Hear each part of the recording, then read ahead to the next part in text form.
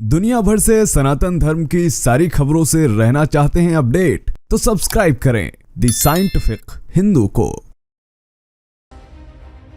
नमस्ते दोस्तों, आज हम एक ऐसे रहस्यमयी पात्र की बात करने जा रहे हैं जिसका नाम सुनते ही मन में जिज्ञासा और रहस्य भर जाता है। जी हम बात करने वाले हैं रामायण के महान वानर राजा बाली की, जिनके बारे में कहा जाता है कि वो एक ऐसे योद्धा थे कि अपने सामने खड़े किसी भी योद्धा की आधी शक्ति खींच लेते थे। लेकिन क्या यह कोई चमत्कार था या इसके पीछे कोई वैज्ञानिक रहस्य छिपा हुआ था? इस समय रामायण की तमाम घटनाओं पर रिसर्च किया जा रहा है। इन्हीं में बाली के बारे में भी रिसर्च किया जा रहा है कि आखिर बाली की शक्ति आती कैसे थी और आज के समय में वह कैसे संभव है। वैज्ञानिक इस पर रिसर्च कर रहे हैं, तो चलिए इस रहस्य को आज इस वीडियो में अच्छे से जानते हैं। स्वागत है आपका द साइंटिफिक हिंदू पर। मेरा नाम है धीरेन्द्र, चलिए शुरू करते हैं। रामायण में बाली का वर्णन किष्किंधा के शक्तिशाली वानर राजा के रूप में किया जाता है। ये सुग्रीव के बड़े भाई थे और एक अद्भुत योद्धा थे। अंगद इनके पुत्र थे। इनकी ताकत इतनी थी कि बड़े बड़े राक्षस और देवता भी इनके सामने कांपते थे। ये वही हैं जिन्होंने रावण को अपने बगलों में दबा कर रखा था। बाली की सबसे खास बात ये भी थी कि वो अपने प्रतिद्वंदी की आधी ताकत अपने आप खींच लेते थे। कहा जाता है कि ये वरदान उन्हें ब्रह्मा जी ने दिया था और इसकी वजह से बाली लगभग अजेय हो गए थे। इस वरदान का असर इतना जबरदस्त था कि कोई भी योद्धा, चाहे वह कितना ही बलशाली क्यों ना, बाली के सामने अपनी आधी शक्ति खो बैठता था और यही शक्ति बाली को और ताकतवर बना देती थी। लेकिन सवाल यह है कि क्या यह सिर्फ एक पौराणिक कथा है या इसके पीछे कुछ गहरा अर्थ और तर्क छिपा है? चलिए जानते हैं। पौराणिक कथाओं के अनुसार बाली ने ब्रह्मा जी को प्रसन्न करने के लिए कठोर तपस्या की थी। उनकी भक्ति और समर्पण से प्रभावित होकर ब्रह्मा जी ने यह वरदान दिया था कि जब कोई भी योद्धा उनके सामने आएगा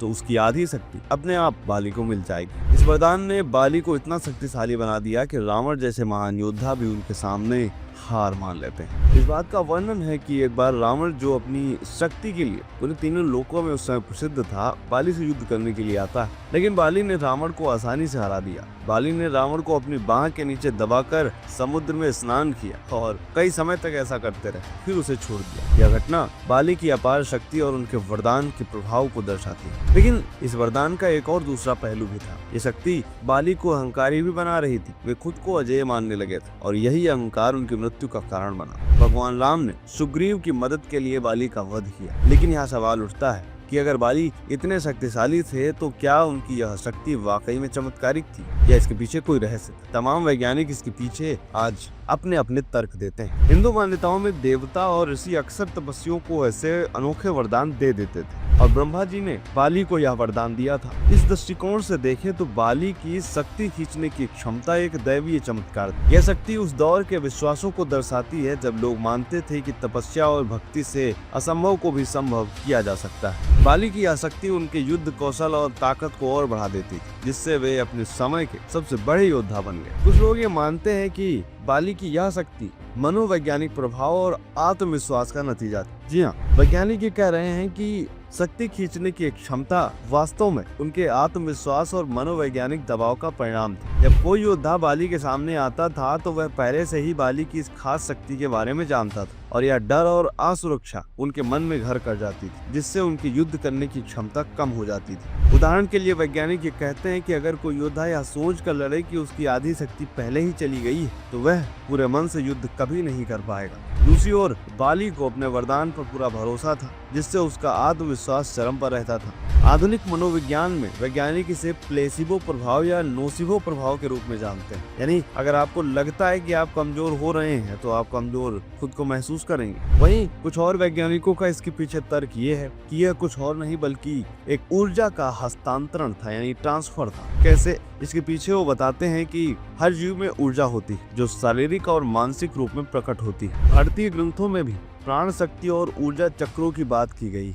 योग और आयुर्वेद में यह माना गया है कि मानव शरीर में 7 चक्र होते हैं जो ऊर्जा के केंद्र। वे लोग यह मानते हैं कि बाली के पास कोई ऐसी गूढ़ विद्या थी जो अपने प्रतिद्वंदी के चक्रों को प्रभावित कर लेती थी। यह विचार आधुनिक विज्ञान के दायरे से बाहर हो सकता है, लेकिन प्राचीन भारतीय विज्ञान और दर्शन में ऐसी तमाम अवधारणाएं और असामान्य बातें थीं। शायद बाली की यह शक्ति उनके गहरे ध्यान, तपस्या या किसी खास तंत्र मंत्र का परिणाम थी। एक और संभावना यह है कि बाली एक असाधारण योद्धा थे जिनके पास युद्ध की ऐसी रणनीतियां थी जो उनके प्रतिद्वंदी को कमजोर कर देती थी। उदाहरण के लिए बाली शायद अपने प्रतिद्वंदी की कमजोरियों को जल्दी पहचान लेते थे, उसी के अनुसार अपनी रणनीति बनाते थे। उनकी शारीरिक तेजी, शक्ति, युद्ध कौशल इतने उम्दा थे कि सामने वाला योद्धा खुद को कमजोर महसूस करने लगता था। यह शक्ति खींचने का प्रतीकात्मक रूप हो सकता है, जिसमें बाली अपने कौशल से प्रतिद्वंदी को हतोत्साहित कर देते थे। इसी तरह की तमाम बातें वैज्ञानिक करते हैं। हालांकि बाली की कहानी सिर्फ उनकी शक्ति तक सीमित नहीं है। रामायण में जब उनकी मृत्यु होती है तो वो भी तमाम नैतिकता और धर्म के सवाल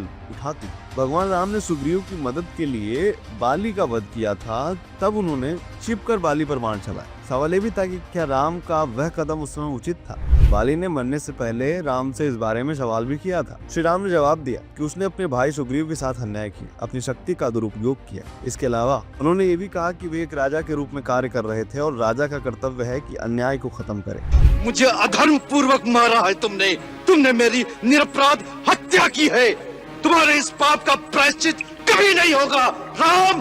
वानर राज, आज मरणोन्मुख अवस्था में पहुंचकर तुम जिस धर्म, सत्कर्म और नीति की दुहाई दे रहे हो, अपने जीवन काल में उसी धर्म, सत्कर्म, न्याय और नीति का विचार तुमने सपने में भी नहीं किया। इतना समझ लो कि यदि राजा पापी को दंड दे तो पापी उस दंड को भोगकर निष्पाप हो जाता है। और यही कारण था कि अपनी कुरीतियों और तमाम अन्याय की वजह से शक्तिवान होते हुए भी बाली का हासिल कुछ अच्छा नहीं हुआ। दोस्तों, बाली की शक्ति का रहस्य चमत्कार था या विज्ञान शायद कभी पूरी तरह से सुलझ ना पाए, लेकिन यही तो रामायण की खूबसूरती है, जो तमाम वैज्ञानिकों को सोचने पर विवश कर देती है। कुछ के सबूत आज भी हमें देखने को मिलते हैं, कि चाहे वह राम सेतु, लंका के प्रमाण हो, रावण से जुड़े प्रमाण हो, हनुमान जी के लंका पहुंचने के प्रमाण हो, तमाम ऐसे हजारों सबूत हैं जो रामायण को आज भी जीवित रखे हुए हैं। तो दोस्तों, आपका क्या सोचना है? क्या बाली ने जो शक्ति अर्जित करी थी आज के समय में ऐसा पॉसिबल है, या वैज्ञानिक सिर्फ गपोल बातें कर रहे हैं? वीडियो कैसा लगा कमेंट करके बताइएगा, अपनी राय जरूर दीजिएगा। मिलते हैं अगले वीडियो में। जय हिंद, जय भारत, वंदे मातरम।